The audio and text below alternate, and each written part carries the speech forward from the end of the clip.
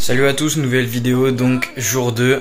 Alors ce matin j'étais à un match, donc j'ai pas bossé de la matinée, mais là donc l'après-midi, c'est passé moitié de l'après-midi et je vais backtester pour toute l'après-midi jusqu'au soir. Après je vais faire mes devoirs, donc je vous vois après. Là je vais backtester, je vais me concentrer, je vais faire ça correctement, je vais traquer pas mal de trades, je vais essayer de collecter des datas pour m'améliorer et puis voilà, je vous vois tout à l'heure.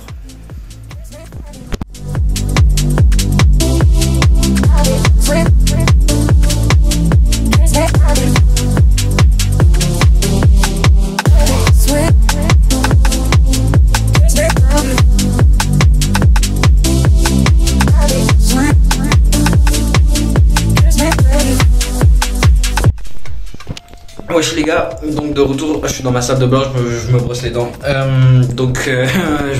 J'ai backtesté toute l'après-midi. Faut que je poste une vidéo YouTube aussi pour celle d'aujourd'hui du coup. Enfin à chaque fois du coup ces journées de challenge elles seront postées pour les vidéos pour les journées d'après. Là je vais faire mon analyse pour la semaine prochaine, donc vu que là on est dimanche.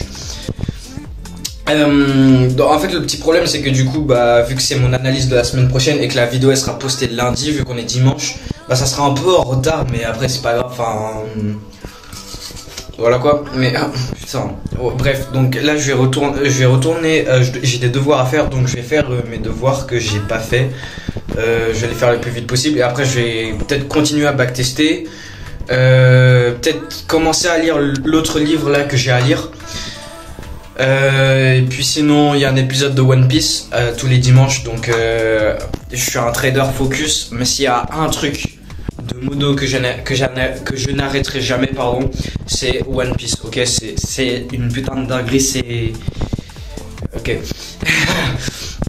Donc ouais, je vais me brosser les dents, après je vais continuer cette soirée de manière productive, à part One Piece du coup. Et les devoirs pour moi c'est pas productif, même si c'est productif parce que ça sert à rien. Donc ok bon, je vous vois après.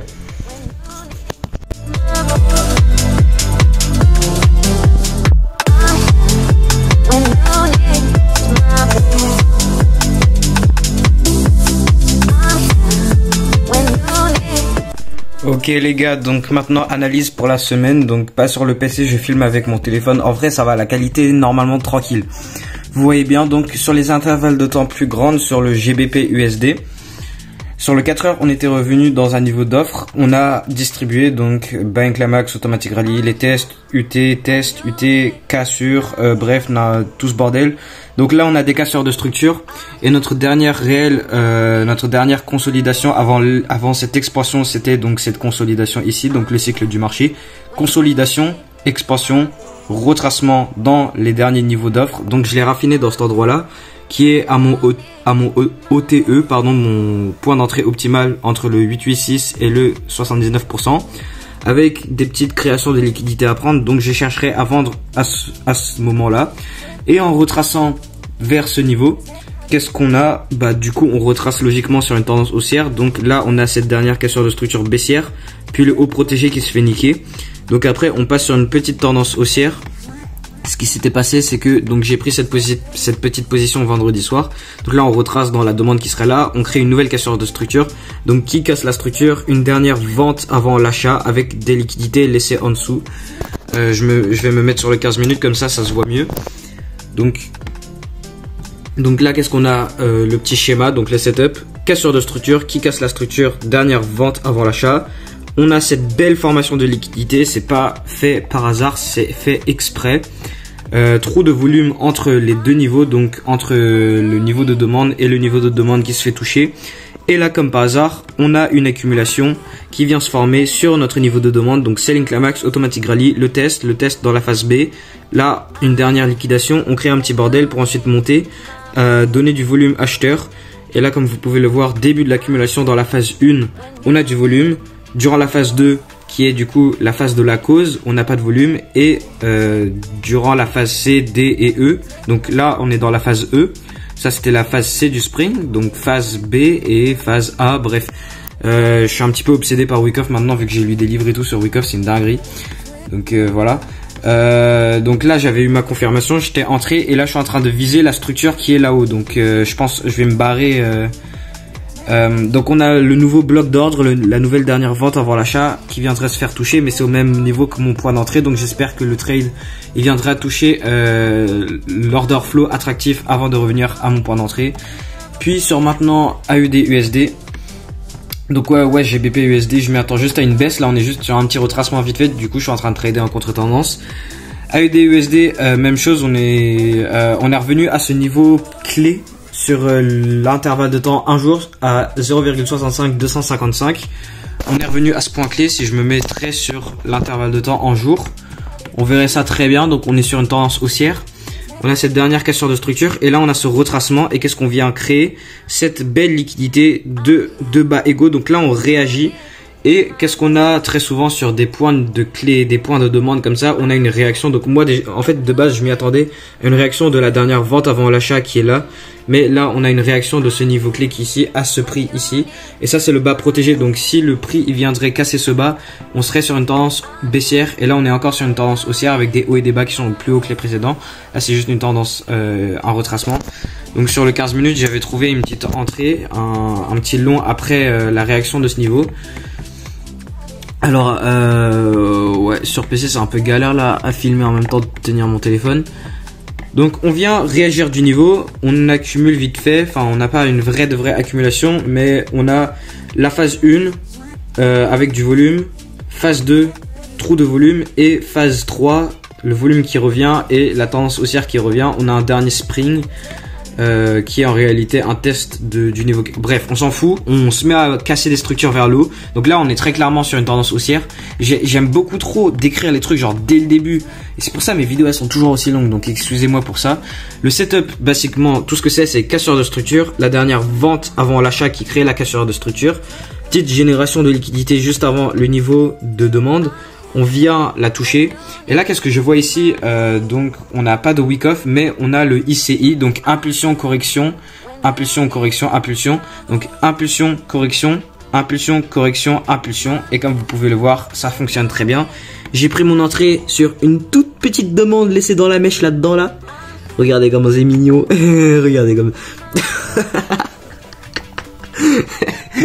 ok, excusez-moi.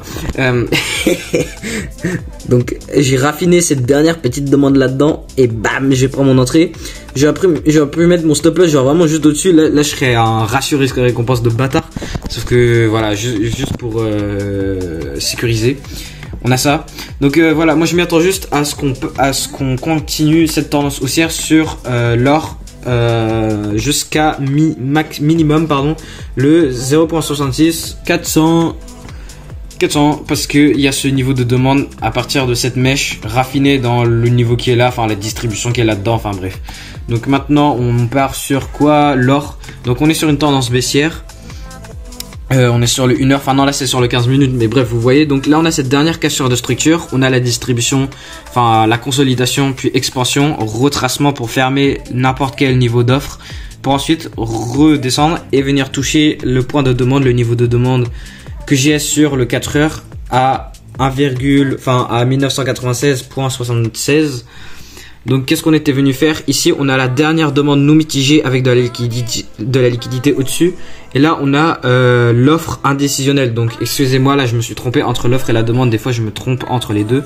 Donc là on a le niveau indécisionnel. Enfin non, là le niveau premium de base avec mon OTE. Donc retracement à 8,8 et 7,9%. Sauf que là on a la décisionnelle. Donc la décisionnelle, avant d'entrer je vais entrer en confirmation. On a pris de la liquidité. Qu'est-ce qui se passe? On vient réagir avec du volume baissier, avec une suite de bougies baissières plutôt agressives. Et là, qu'est-ce qu'on laisse derrière? Le dernier mouvement acheteur avant la vente. On ne crée pas de réelle cassure de structure, à part la structure qui est ici. Donc je chercherais peut-être à vendre à ce niveau-là, mais après ce setup il est pas trop clair. Surtout que l'or, je perds beaucoup sur l'or en ce moment. Et pour moi, le niveau principal, là où je devrais vendre, c'est là. Donc extrême et décisionnel.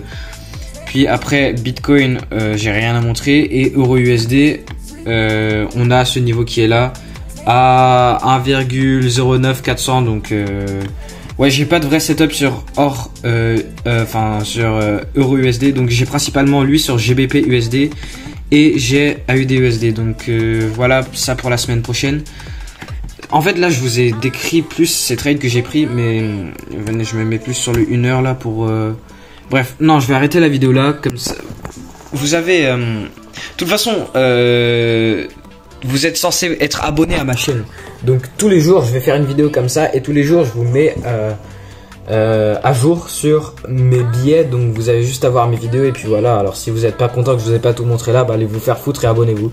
Donc 21h pile, enfin non 21h04. Je vais continuer à backtester, je vais regarder One Piece et après je vais aller au lit et voilà. Donc salut et à demain si vous êtes abonné. Et rejoignez le serveur en description.